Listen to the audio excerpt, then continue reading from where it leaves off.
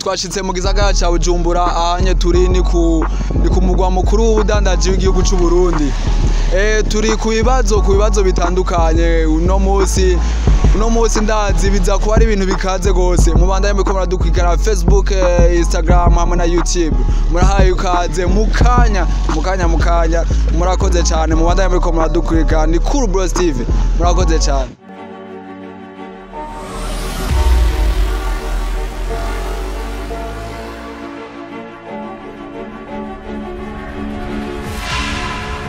Wokwanga gukubita ikofe wawe ku miliyoni 50. Nuri mukubita miliyoni 50 kamo ni kofe. Nta n'ikibazo na kimwe.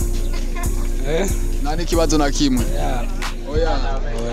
Wewe uvyumva gute? Jewe akabisa noli mwaza. Ikofe miliyoni 50 papa. Pam. Ego. Gusa nakubwira apa nivyo kumumenyesha. Oya kabisa. Jesi note vya vrema. Kofe. Ego ndayabona vrema noli mukubita. Wumva gute nawe? Nanje mu musanzo noli muha kweli. Kofe wamushishura nyene. Aba bana nayabonye noli muha. Nta n'ikibazo na kimwe. Aya. Wowe uvyumva gute? Naje noli mu mwanga ahubwo aravye nabi n'indi noli muha kugira ntavyo. Ego nkesera. Nayabonye ari ngaho abona. No muhabiri kubera ntavyimbigwe muhungu ngaha. Nakubise hose. Ihava ca vyimba ngaha. Nta n'ikibazo na kimwe. Nawe gutega mota? Sinumviriza uko mwatanguye. Ati wokwanga gukubita ikofe mama wawe ku miliyoni 50. Ntajya ndamukubita no yaheba. Miliyoni 50. Se kofe njoko wawe ntiwumva ko upfuye ko wacuja mu muriro mugabo amahera yo urumva amahera n'ikironde miliyoni 50 umwe zinga 230. Kubita ikofe mama wawe oya ho woba warenze waburi nk'ikivume oya miliyoni 50 urazanze ndazanze miliyoni 100 oya miliyoni 105 yemwe nawe yoba amajana 5 umuriyaride basi oya oya kabisa umuriyaride oya wawanse kweli nawase kwanga gukubita mama wawe kofe ku miliyoni 50. Ibintu nk'ivyo kweli ndumva naho mpibirenge miliyoni 50 sinokubaho ku muvyeyi umuriyoni umwe 2 10 20 30 naho mpibingana gute kabisa kubita umuvyeyi yakuvyaye urumva n'ibintu bidashoboka. Miliyoni 100. Miliyoni 100 kweli ngaho bungeranye kuroha usanga nari muhaye kabisa nori muhako ungejeje mu miliyoni 100 n'ubuzima turimo kweli waba usanga nari muhaye kabisa nori muha umva ko biguza ku miliyoni 50 utomuha gusa ni utomukudiyo no ndamurenganije kabisa ku miliyoni 50 umva umurenganije ndamurenga mugasamiriyo kabisa nori muha naho nyene nkafuma ndamusaba imbabazi urumva nafuma ndamuha musenkane nanje wo kwanga gukubita mama wawe ikofe ku miliyoni 50. Ego no vyanka kweli. Wovyanga miliyoni 50 warazumva wewe. No vyanka. Miliyoni isubiramo wese. Abantu no vyanka kweli.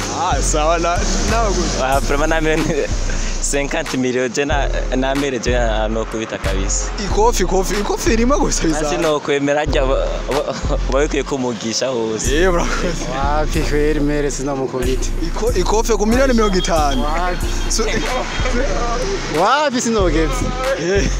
Asharaje kabisa nawe uzobijana. Miliyoni 100 niho kwemera. Wapi kweli. Oya wapi sinogeze. Ariko gusa mugaye miliyoni 50 mugane nyinshi gose. Ni nyinshi muga ku muvyeyi biragoye nta kofe wo muha basi. Wo kwanga gukubita ikofe mama wawe ku miliyoni 50. Iyo umuntu agwaye canke iyo umuntu agwaye miliyoni 50.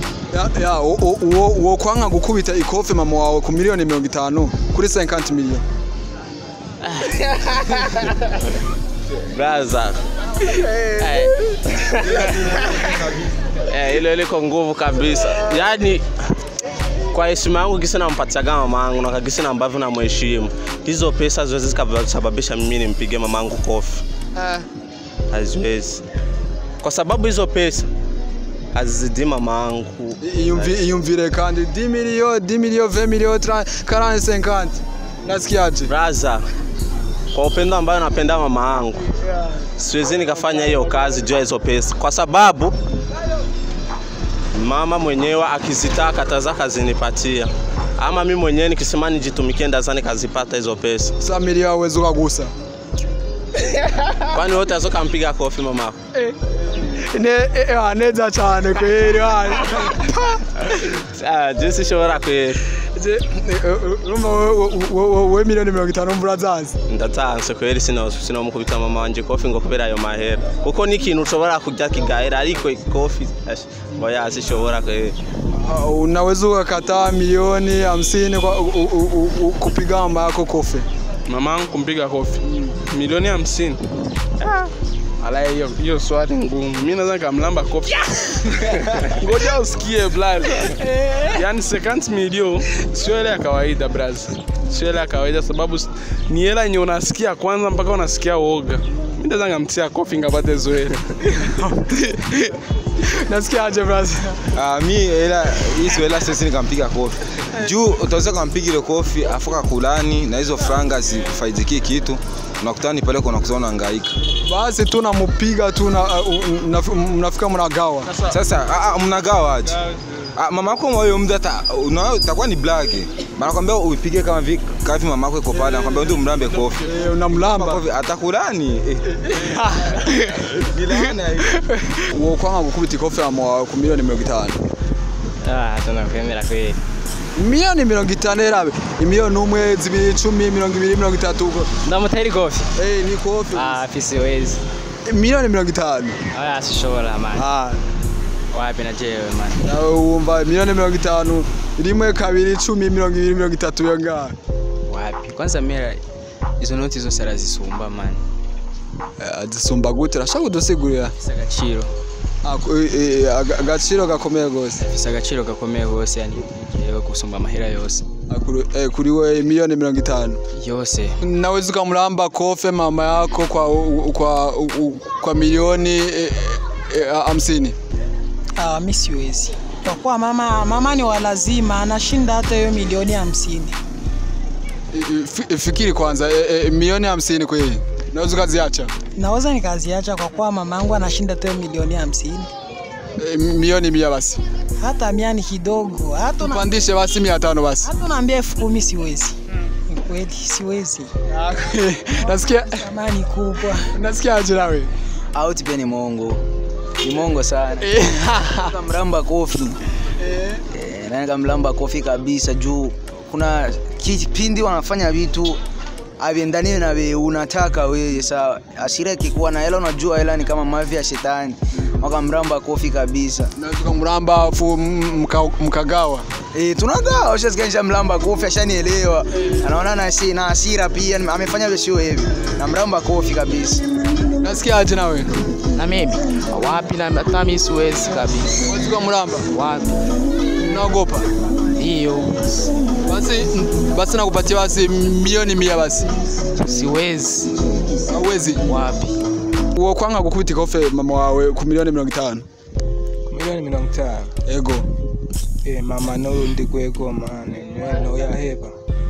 Umuriyo numwe 2 5 10 miliyanga 50 no zeba mane. 50.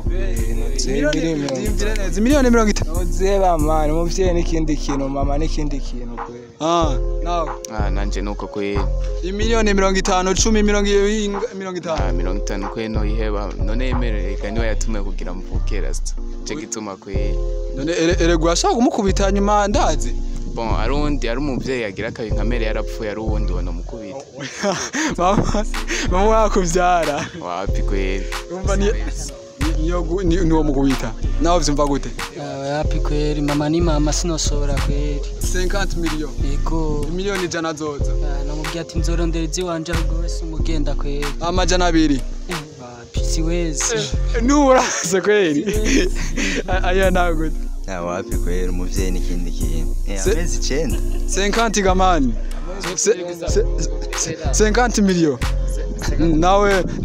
Nawe vyumva gute? Ako kazokaza. Jaho kazo ayo mahera uwo yazana mu mahera.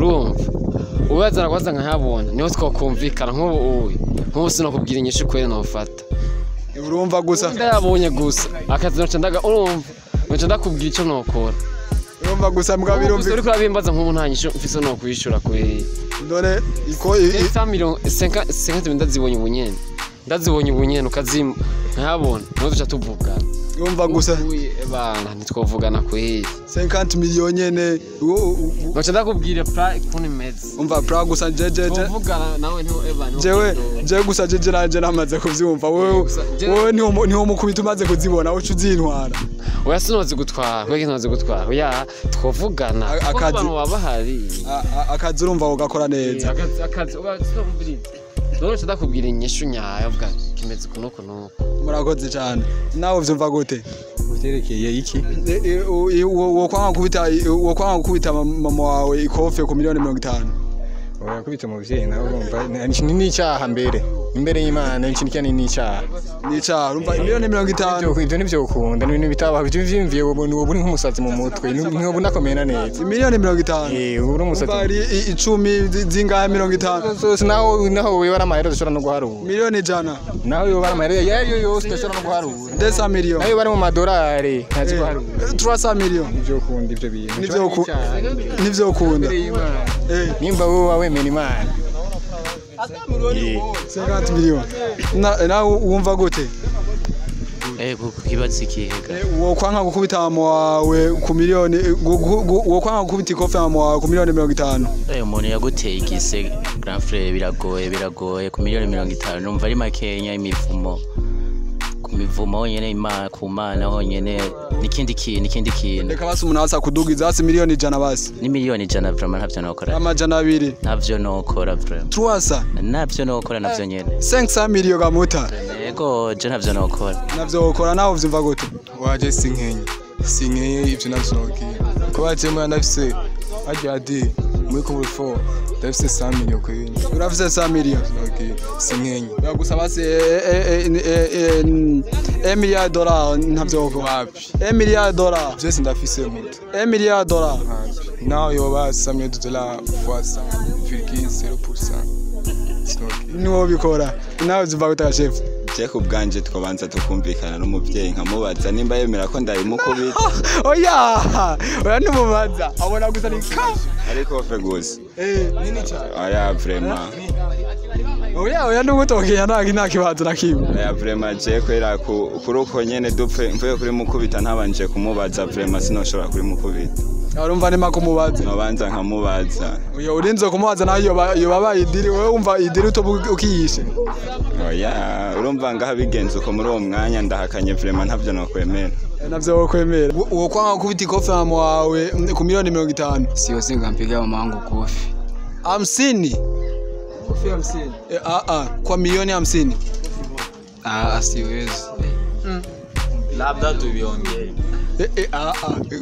hapana cha kuongea ya mgongo hapo sawa wewe popote tu siwezi kabisa nawe na mimi siwezi kwanza labda tushaviongea ili tule zile lari hakuna cha kuongea hakuna cha kuongea si please tu ni siwezi nawe baba siwezi kumpiga mama, ndo Mungu wa pili.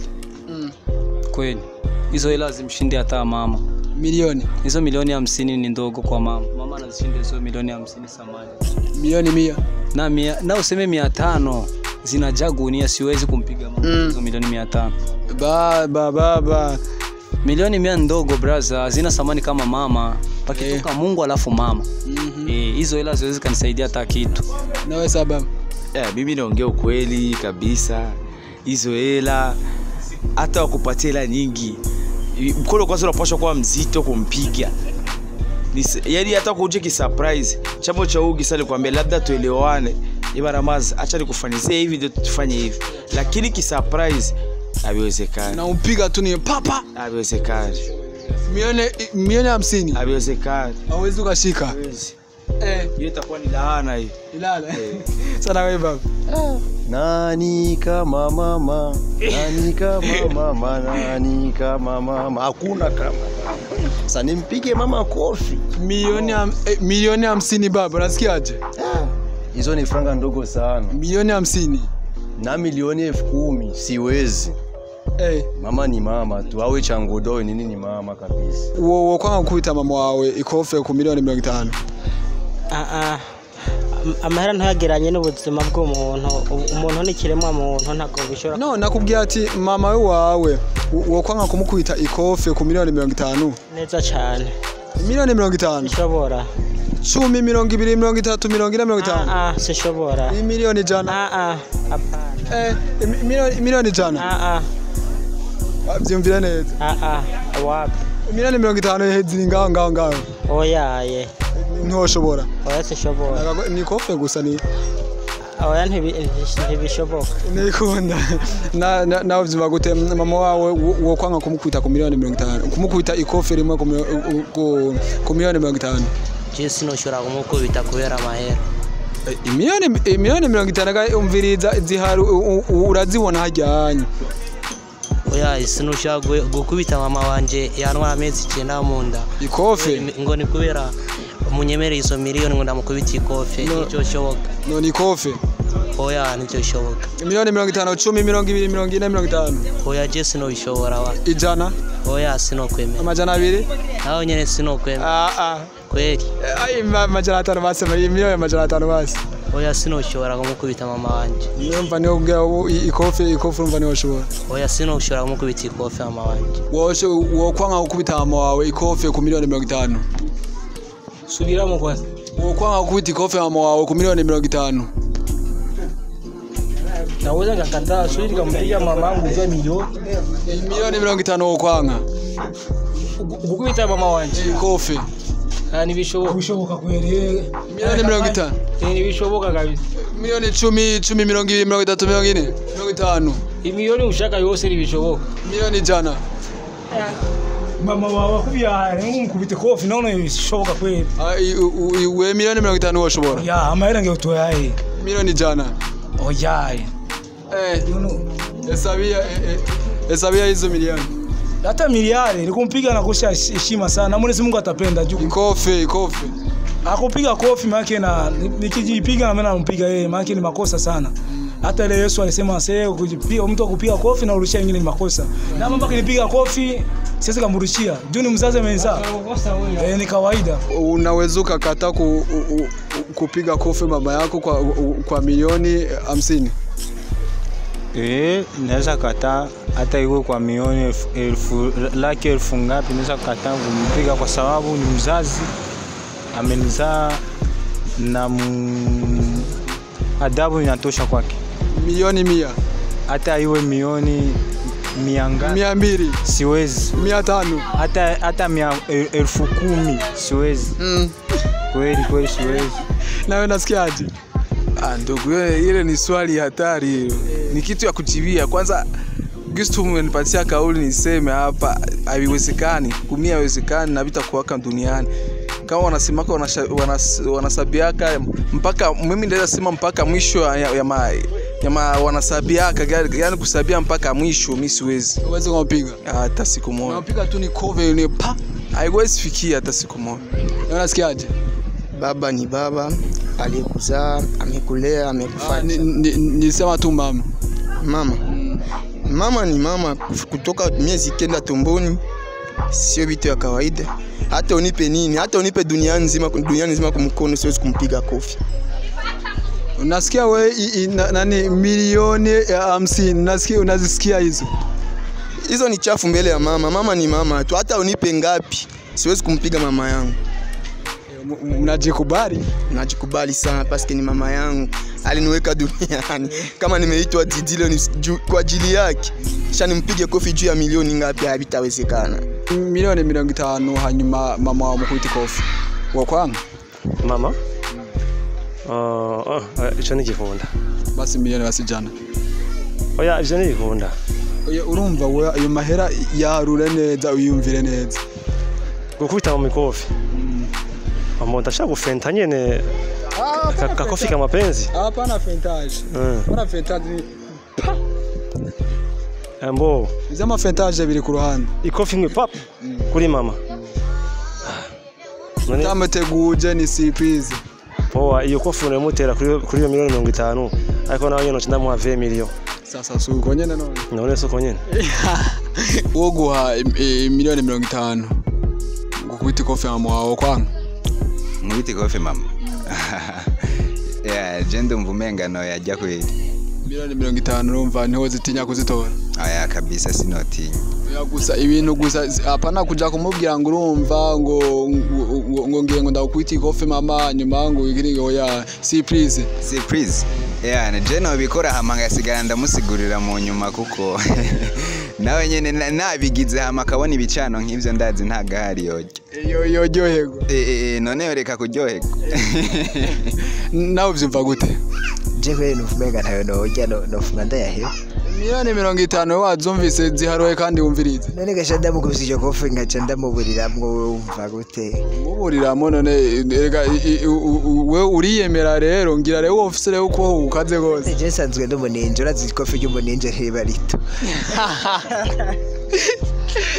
Ufite urumva ni hatara amagara utabajana. N'abasokuru barayabanzira bibona naha umuvyeyi hajya biragoye kumwubahuka kofi naho habwo atubara amahera gusa naho byo bari ibindi bintu biragoye kumwubahuka. Miliyoni 100 basi. Ufite naho yo barama miliyoni angana gute? Reka basi tudunze agaciro umuvyeyi yankuye mu nda kuko yatankura mu nda mva nayo miliyoni se wafuye ndayabonye. Reka basi tuduze hasi igiciro basi miliyoni 500 basi. Ufite naho yo bari 1 million. Jesse no mukubita kofi umuvyeyi araho afise amateka manini ya cyane.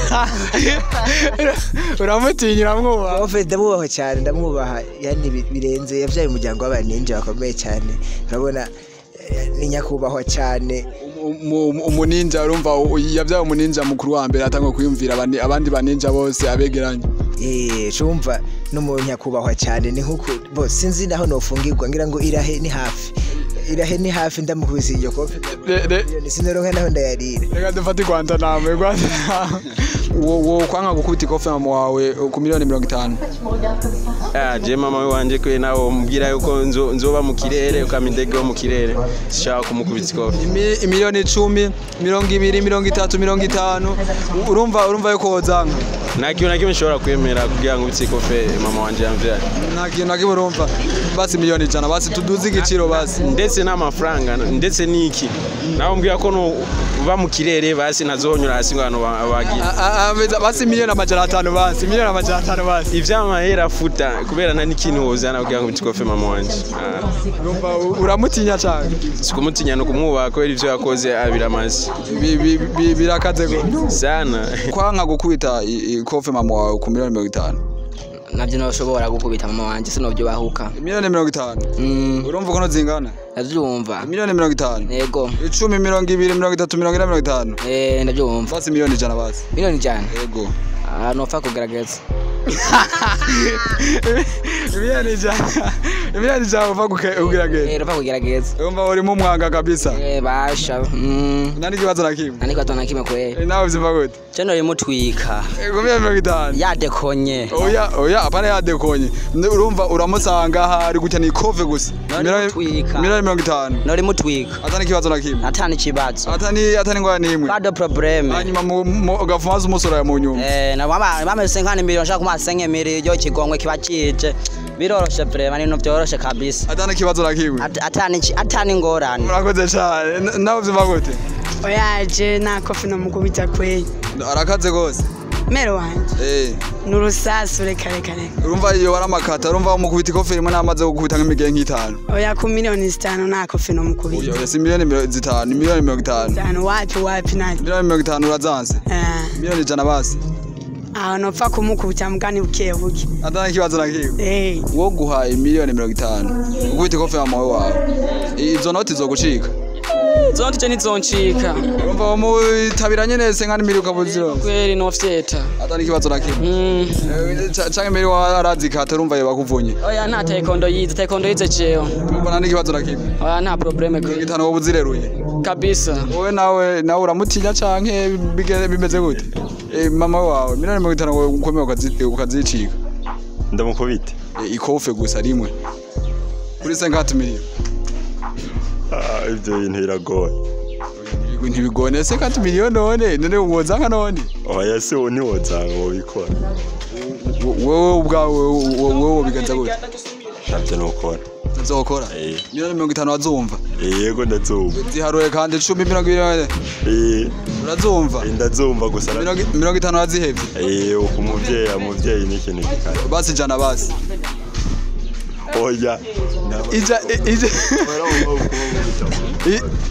iko feri imwe ijana urazazi ndazazi ijana nari kibazo kimwe muremeye gume mu bukene yego nari kibazo kimwe nawe wumva gute wumva gute nawe je numva ko umengo miliyoni 100 naho bompa miliyoni 500 mubite mama ko bitokunda ikofi hanyuma miliyoni 50 ni papa bayita bazigwara ubwo nyene aya ntivyokunda kubera kuva nkivuka niwe yobaze aho ngeze no kungene yanyitwararika urumva ivyo ntivyokunda urumva miliyoni 50 mvura zihevye ego ndazihevye ikibazo nakimwe ntaje ushaka kuguma mu bukene ubwo bukene nobwemanga hako nokubita muvyeyi urumva uremewe ugume muri ubwo bukene nyene ego urakoze cyane nawe uvyumva gute ajewe